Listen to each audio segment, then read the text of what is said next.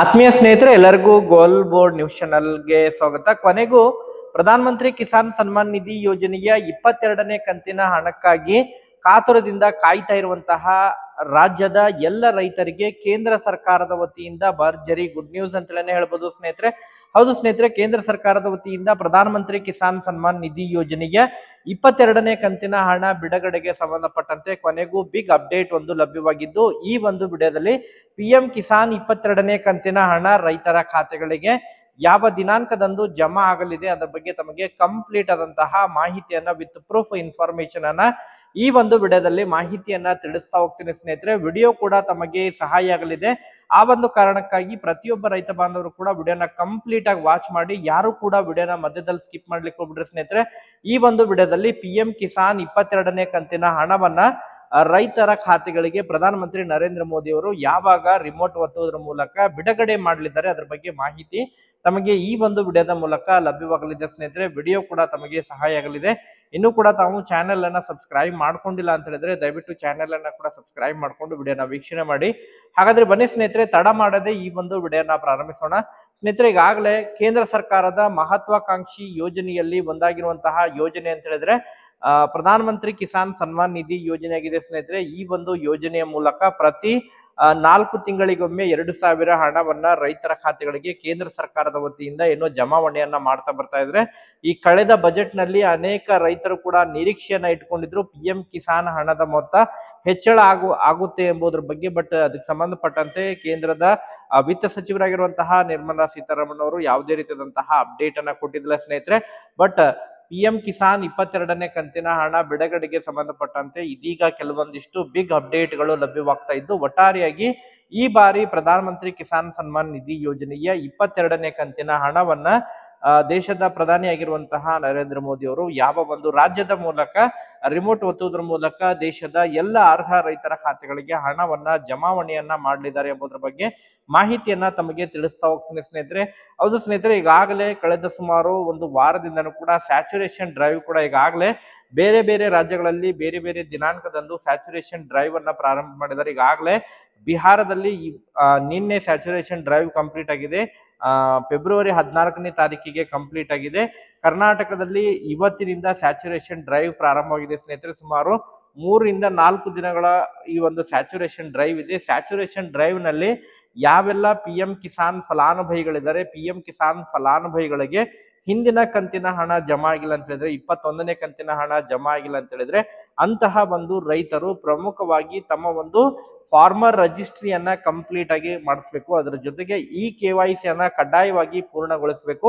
ತಮ್ಮ ಒಂದು ಭೂ ದಾಖಲೆಗಳನ್ನ ಸರಿಪಡಿಸಿಕೊಳ್ಬೇಕು. ಈ ಒಂದು ಕನಿಷ್ಠ ತಾವು ಎಲ್ಲವನ್ನ ಸ್ಯಾಚುರೇಷನ್ ಡ್ರೈವ್ ನಲ್ಲಿ ಪಾರ್ಟಿಸಿಪೇಟ್ ಮಾಡಿ ಅದನ್ನ ಸರಿಪಡಿಸಿದರೆ ತಮಗೆ ಮುಂಬರುವಂತಹ ಕಂತಿನಲ್ಲಿ ಯಾವುದೇ ರೀತಿಯಾದಂತಹ ಸಮಸ್ಯೆ ಇಲ್ಲದೆ PM ಕಿಸಾನ್ ಹಣ ತಮ್ಮ ಖಾತೆಗೆ ಜಮಾ ಆಗಲಿದೆ.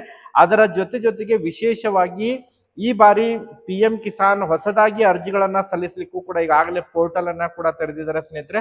ಹೌದು ಸ್ನೇಹಿತರೆ, ಪ್ರಧಾನ ಮಂತ್ರಿ ಕಿಸಾನ್ ಸನ್ಮಾನ್ ನಿಧಿಯ ಅಫಿಷಿಯಲ್ ಪೋರ್ಟಲ್ ಮೂಲಕ ತಾವು ಭೇಟಿ ಕೊಟ್ಟು ನ್ಯೂ ರಿಜಿಸ್ಟ್ರೇಷನ್ ಮೇಲೆ ಕ್ಲಿಕ್ ಮಾಡೋದ್ರ ಮೂಲಕ ಹೊಸದಾಗಿ ತಮ್ಮ ಒಂದು ಆಧಾರ್ ಕಾರ್ಡ್ ಅನ್ನು ನಮೂದು ಮಾಡೋದ್ರ ಮೂಲಕ ಮತ್ತು ತಮ್ಮ ಒಂದು ಪಹಣಿಯನ್ನ ಲಿಂಕ್ ಮಾಡೋದ್ರ ಮೂಲಕ ತಾವು ಹೊಸದಾಗಿ ಈ ಫಾರ್ಮರ್ PM ಕಿಸಾನ್ ರಿಜಿಸ್ಟರ್ ಅನ್ನ ಮಾಡ್ಕೋಬಹುದು ಸ್ನೇಹಿತರೆ. ತಮಗೆ ಮೊದಲನೇ ಕಂತಿನ ಹಣ ತಮಗೆ ಜಮಾ ಆಗಲಿದೆ. ಇದೇ 22ನೇ ಕಂತಿನಲ್ಲಿ ತಮಗೆ ಮೊದಲನೇ ಕಂತಿನ ಹಣ ಜಮಾ ಆಗಲಿದೆ.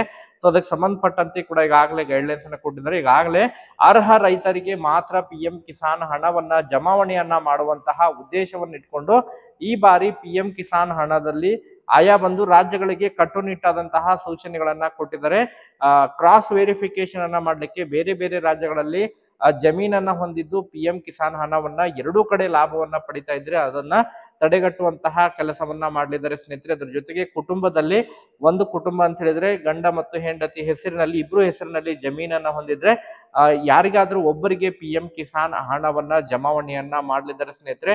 ಸೊ ಒಟ್ಟಾರೆಯಾಗಿ 5 ಎಕರೆಗಿಂತ ಕಡಿಮೆ 5 ಅಥವಾ 5 ಎಕರೆಗಿಂತ ಕಡಿಮೆ ಜಮೀನನ್ನ ಹೊಂದಿರುವಂತವರಿಗೆ ಮಾತ್ರ PM ಕಿಸಾನ್ ಹಣವನ್ನ ಜಮಾವಣೆ ಮಾಡಲಿದ್ದಾರೆ ಎಂಬುದರ ಬಗ್ಗೆ ಕೂಡ ಕೇಂದ್ರ ಸರ್ಕಾರ ಕಟ್ಟುನಿಟ್ಟಿನ ಸೂಚನೆಯನ್ನ ಕೊಟ್ಟಿದ್ದಾರೆ ಸ್ನೇಹಿತರೆ. ಈಗಾಗಲೇ ಕಳೆದ ಸುಮಾರು ಈ ಒಂದು 7 ಕಂತುಗಳಲ್ಲಿ ರಾಜ್ಯದಲ್ಲಿ ಬಹಳಷ್ಟು ಪಿಎಂ ಕಿಸಾನ್ ಅನಧಿಕೃತ ದಾಖಲೆಗಳನ್ನ ನೀಡೋದ್ರ ಮೂಲಕ ಪಿಎಂ ಕಿಸಾನ್ ಹಣವನ್ನ ಪಡೆದವರಿಗೆ ಈಗಾಗಲೇ ಅವರ ಒಂದು ಹಣವನ್ನ ಕೂಡ ಹಿಂಪಡೆಯೋದ್ರ ಜೊತೆಗೆ ದಂಡವನ್ನು ಕೂಡ ಸಲ್ಲಿಸಲಾಗಿದೆ ಸ್ನೇಹಿತರೆ. ಸೊ ಒಟ್ಟಾರೆಯಾಗಿ ಪಿಎಂ ಕಿಸಾನ್ ಹಣಕ್ಕಾಗಿ ಕಾಯ್ತಾ ಇರುವಂತಹ ರಾಜ್ಯದ ಎಲ್ಲ ಅರ್ಹ ರೈತರಿಗೆ ಕೇಂದ್ರ ಸರ್ಕಾರದ ವತಿಯಿಂದ ಗುಡ್ ನ್ಯೂಸ್ ಅಂತೇಳಿ ಹೇಳ್ಬೋದು ಸ್ನೇಹಿತರೆ. ಈ ಬಾರಿ ಪ್ರಧಾನಮಂತ್ರಿ ಕಿಸಾನ್ ಸನ್ಮಾನ್ ನಿಧಿ ಯೋಜನೆಯ 22ನೇ ಕಂತಿನ ಹಣವನ್ನ ಬಿಡುಗಡೆಗೆ ಸಂಬಂಧಪಟ್ಟಂತೆ ಇವತ್ತು ಕೇಂದ್ರದ ಕೃಷಿ ಸಚಿವರಾಗಿರುವಂತಹ ಶಿವರಾಜ್ ಸಿಂಗ್ ಚೌಹಾಣ್ ಅವರು ಕೆಲವೊಂದಿಷ್ಟು ಪ್ರಮುಖವಾದಂತಹ ಮಾಹಿತಿಯನ್ನ ಹಂಚಿಕೊಂಡಿದ್ದಾರೆ ಸ್ನೇಹಿತರೆ. ಹೌದು ಸ್ನೇಹಿತರೆ, ಪ್ರಧಾನಮಂತ್ರಿ ಕಿಸಾನ್ ಸನ್ಮಾನ್ ನಿಧಿ ಯೋಜನೆಯ 22ನೇ ಕಂತಿನ ಹಣವನ್ನ ಇದೇ ಫೆಬ್ರವರಿ 21ನೇ ತಾರೀಕಿಗೆ